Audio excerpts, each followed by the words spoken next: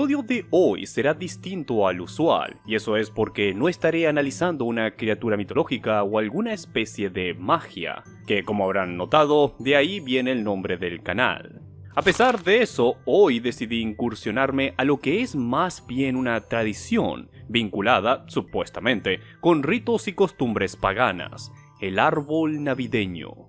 Pero es cierto que esta tradición cristiana es un mero plagio de festividades paganas, o todo eso no es otra cosa que propaganda o malentendidos. Personalmente encuentro el tema interesante, y es básicamente por eso que deseo explayarme un poco en el tópico.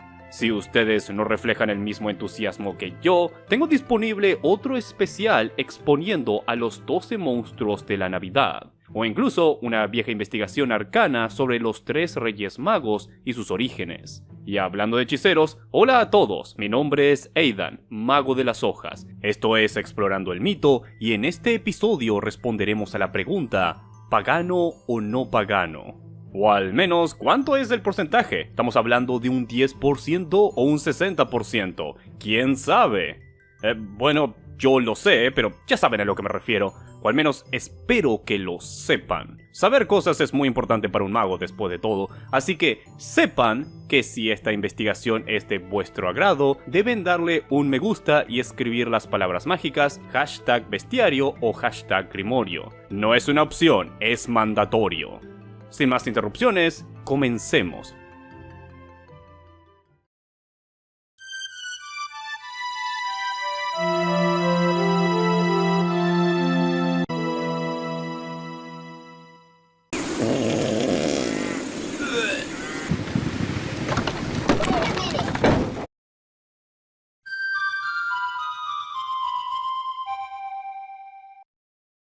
En contra de lo que muchos creen, el árbol navideño no es antiguo, no al menos en comparación a otras costumbres. Es decir, la propia Navidad es mucho más remota que el arbolito que tanto solemos tratar como intrínseco de la celebridad. Así que, ¿cuándo surgió?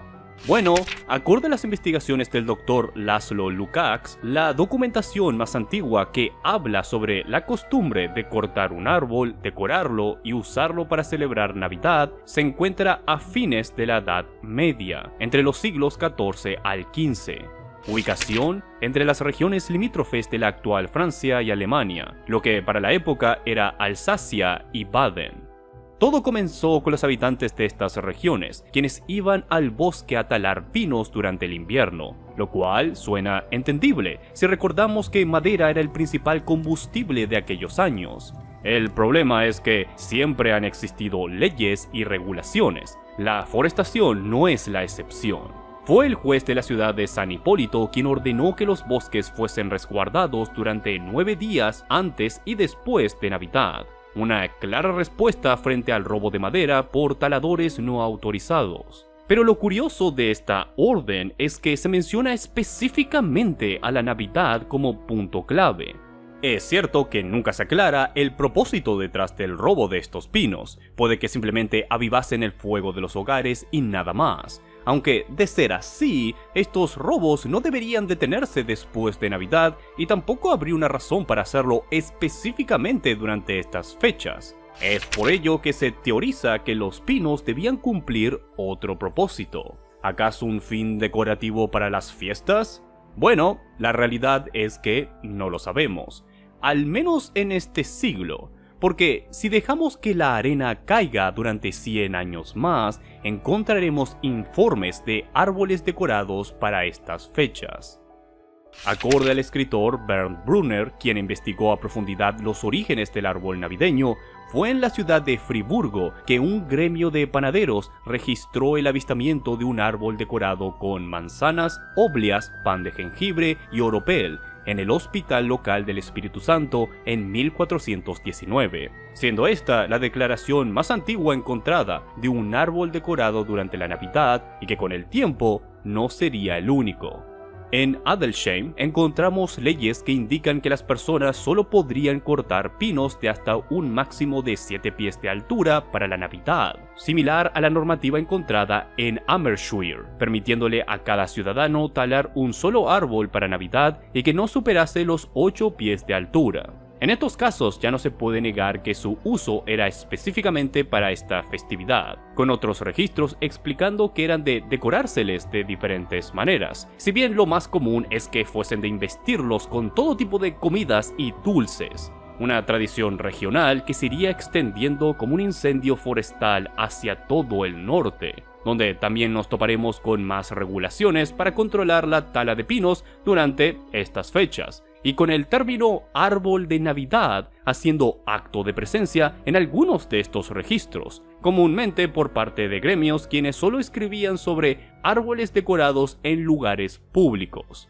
Se teoriza que estos árboles pudieron tratarse de una forma publicitaria para el trabajo y renombre de dichos gremios, lo cual ayudaría a explicar por qué tantos informes provienen de partes de gremios, y también recuerden ese pequeño detalle que el registro más viejo que tenemos viene de un gremio de panaderos y las decoraciones incluían panes. Ahora, las primeras menciones de árboles navideños en hogares son del 1500, pero yo sospecho que esta costumbre ya se empleaba durante el siglo XV. Por algo las regulaciones eran tan específicas con todos los ciudadanos. Dejando a un lado mi hipótesis, lo que se sabe con certeza es que fue en estas regiones, más que nada germanas, durante este lapso de tiempo que el concepto de árbol de Navidad fue creado, o al menos hasta el momento no hay indicios de casos anteriores.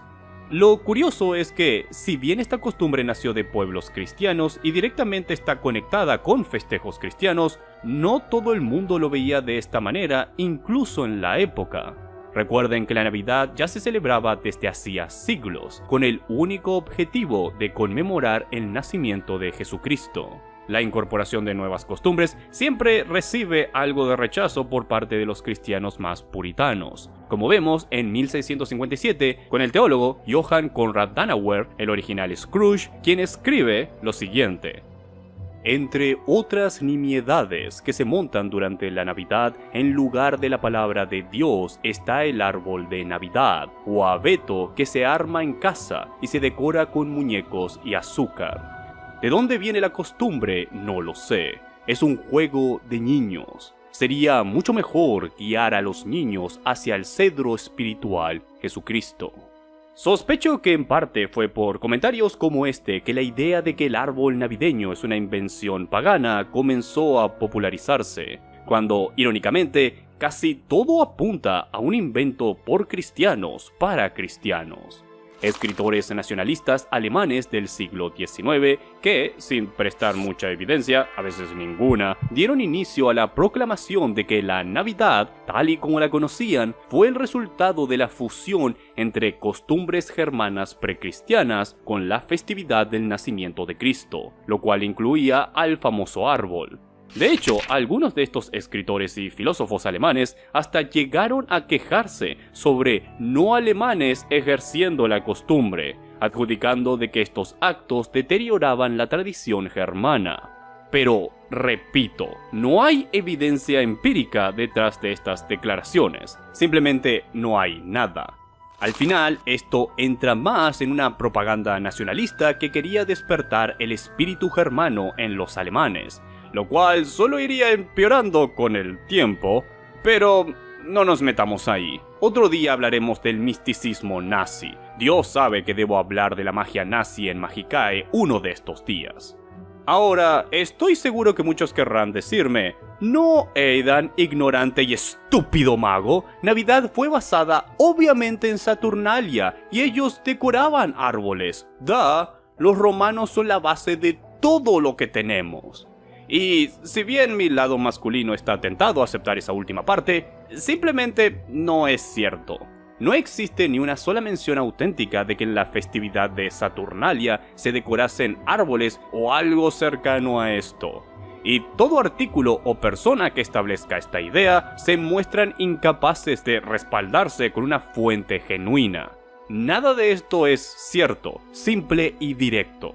Pero con eso dicho, ¿qué hay de las otras tradiciones precristianas? ¿Qué tantas posibilidades hay de que éstas sean el modelo inspiracional a seguir? Bueno, traigamos a cada uno de estos casos a la mesa y veremos.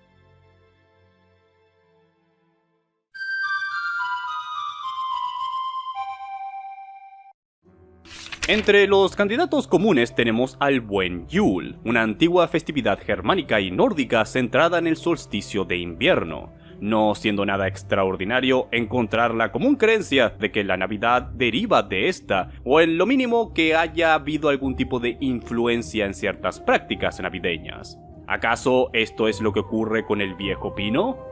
Pues los registros más antiguos que tenemos de Yule aparecen a partir del siglo VI, presentándose más como una estación del año o mes. Fue con el tiempo que descubrimos que Yule se trata más de una festividad, o que al menos viene con días festivos que manchan toda la estación, no muy distinto a como vemos diciembre con la Navidad u octubre con Halloween. El asunto es que existe una costumbre yulenesca que muchos vinculan con el pino navideño, el llamado tronco de Yule. Los orígenes de esta práctica son dudosas, por decir lo mínimo. Hasta se cree que en realidad los nórdicos no poseían tal costumbre y esta fue inventada después de la cristianización. Pero en todo caso, la tradición dicta de cortar un enorme tronco y llevarlo hasta la chimenea del hogar para ponerlo a arder. No creo que se necesite ser un experto en nada para darse cuenta de que estos dos conceptos no son similares. Sí, en ambas se menciona un árbol, pero el uso y el trato es completamente diferente. Y si hablamos de alguna forma de evidencia auténtica, pues carecemos de tales. Aquí estamos lidiando con una conjetura movida únicamente por el factor árbol. Y spoiler, puede que el siguiente candidato se reduzca a esto también. Es muy conocida la historia de San Bonifacio, el llamado apóstol de los germanos, quien a principios del 700 se le fue encomendado viajar a la región de la Baja Sajonia y convertir a los paganos. Para ello se interpuso en mitad de una ceremonia de sacrificio humano dirigida a Thor, ejecutándose en la base de un roble sagrado, conocido por los lugareños como el roble del trueno. Bonifacio detuvo al verdugo y su martillo al milagrosamente hacerlo estallar en pedazos con un solo toque de su báculo, tras lo cual tomó un hacha cercana y al blandirla para cortar dicho roble, una gran ráfaga de viento apareció y derribó al gigante con todo y raíces. El santo dio uso de la madera para levantar una capilla y, señalando a un pequeño abeto, dijo lo siguiente: este pequeño árbol, este pequeño hijo del bosque, será su árbol santo esta noche. Esta es la madera de la paz. Es el signo de una vida sin fin, porque sus hojas son siempre verdes.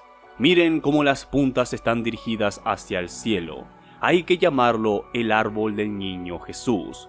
Reúnanse en torno a él, no en el bosque salvaje, sino en sus hogares. Allí habrá refugio, y no habrán actos sangrientos, sino regalos amorosos y ritos de bondad.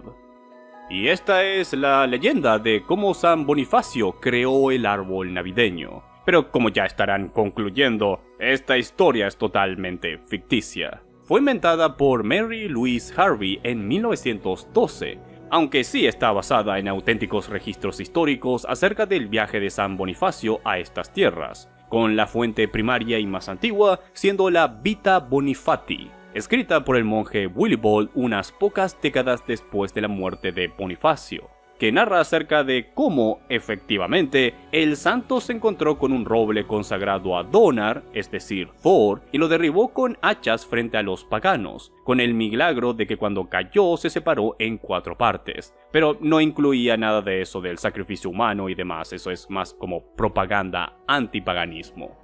Ahora, más allá de cómo haya ocurrido este incidente, la anécdota en sí misma demuestra creencias regionales sobre cómo los árboles podían ser sagrados y eran productos de adoración, con otras fuentes incluso anteriores respaldando estas prácticas paganas. Por lo que, si bien San Bonifacio no inventó el pino navideño, muchos teorizan una conexión entre la adoración pagana hacia los árboles con los orígenes del pino navideño. Pero más que una teoría, estamos lidiando nuevamente con una hipótesis sin demasiados fundamentos.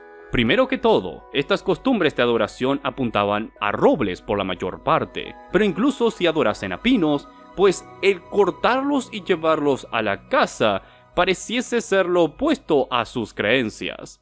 El acto mismo de San Bonifacio es visto como un ataque directo a las costumbres locales. Y lo segundo es que, bueno, No existe nada de evidencia que los correlacione más allá del uso de árboles. Y la realidad demuestra con creces que el uso de árboles en creencias religiosas se expande por todo el globo, desde Japón hasta las Américas. Este tipo de tratos no son nada inusuales, a tal punto donde uno podría conjeturar que el árbol navideño está basado en el Yggdrasil nórdico y tendrías un caso igual de fuerte que el resto. Simplemente no hay indicios de que pueda estar basado en un árbol sagrado específico, excepto por uno. De hecho, encuentro muy gracioso que mientras muchos son de querer colocar árboles paganos al frente de todo esto, como que se olvidan rápidamente de que los cristianos también poseen sus propios árboles sagrados. Acorde a Génesis, existen dos árboles sagrados en el paraíso: el árbol de la vida y el árbol del conocimiento del bien y del mal. ¿Acaso es tan imposible que esta costumbre naciera de querer reproducir una de estas plantas paradisíacas? Bueno, la respuesta es que es totalmente posible que así sea. Hasta me atrevo a considerarlo como el más fuerte candidato en la lista de ser el molde que inspiró esta tradición. ¿Mis razones?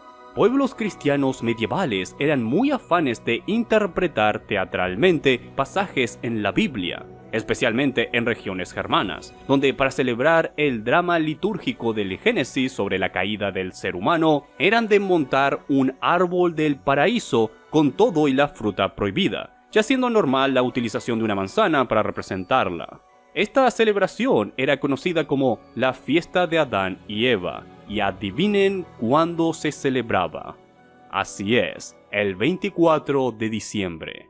La teoría funcionaría de la siguiente forma. Cristianos que celebraban esta recreación empezaron a implementar el árbol no solo para el teatro, sino también para el disfrute de toda la comunidad al dejarlo en lugares públicos, que de a poco irían perdiendo su conexión con Adán y Eva y ganarían una correlación con la Navidad misma.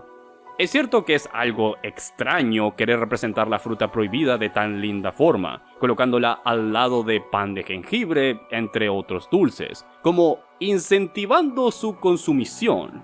Uno podría llegar a pensar de que en realidad se tratase del árbol de la vida, pero no existen ejemplos de su recreación en festividades cristianas. Si el árbol navideño está basado en un árbol, debe ser el árbol del paraíso que lo inició todo para la humanidad en la tierra. Con tan turbio trasfondo, para mí tiene sentido que se le empezase a desasociar con la fiesta de Adán y Eva y se transformase en algo más, algo propio de la Navidad. Pero entonces, ¿no existe ni una sola conexión entre el pino navideño con el paganismo? Pues, así como lo veo, no. El árbol navideño es 100% cristiano. Bueno, puede que 95% cristiano. Verán, sí existe un candidato que muchos historiadores incluso apoyan como influyente en la creación de esta práctica, y ese es el llamado palo de mayo. Más que un árbol, se trata de un poste alto decorado con flores y cintas de colores, en el cual se baila a su alrededor en festivales de primavera por parte de diferentes pueblos europeos. Era una celebración dedicada a la fertilidad y al renacimiento de la naturaleza, por ello ocurría en mayo, durante la primavera. Ahora, el cómo se relacionan costumbres estacionarias tan diferentes, pues la tradición del palo de mayo se encontraba bien arraigada entre los pueblos germanos, incluso después de la cristiandad aún se practicaba. Tal vez de aquí surgió la idea de celebrar la Navidad con una versión invernal. Después de todo, algunos cuantos de los registros más viejos sobre los primeros árboles de Navidad hablan de comunidades reuniéndose para bailar alrededor de estos, lo cual resuena mucho con el palo de mayo. Y es cierto que la palabra empleada en susodichos registros era bom, que puede hacer referencia tanto a un árbol como a un poste. Así que es posible que las primeras versiones del árbol navideño fuese en realidad el palo navideño. Pero al no ver especificaciones en su apariencia, no estamos seguros.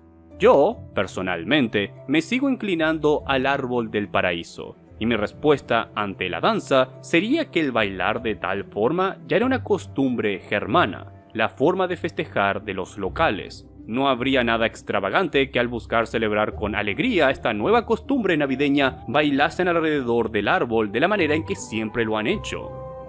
Entonces, ¿esto es todo? Bueno, es cierto que podríamos mencionar la importancia detrás del pino en la simbología de muchas culturas, especialmente la semilla del pino, retratada múltiples veces a lo largo de la historia con significados que en ocasiones nos eluden. Tal vez hubo una especie de movimiento inconsciente al momento de escoger el pino como nuevo símbolo navideño, pero de nuevo, estas son conjeturas. La realidad es que, como dije, el uso de árboles como figuras representativas, objetos de adoración o el centro de una creencia se encuentra muy arraigado en la raza humana. Puede que el árbol navideño posea raíces paganas, pero no hay nada determinativo hasta la fecha. En lo que a mí respecta, hasta que nueva evidencia sea presentada frente a mí, el árbol navideño se merece el título de costumbre cristiana y solo cristiana, sin conexión con Thor, druidas o Yule, más bien con el Génesis y con Adán y Eva. Es verdad de que puede que originalmente no posea de hecho ningún vínculo alguno con Jesucristo o con Papá Noel, pero así son las tradiciones.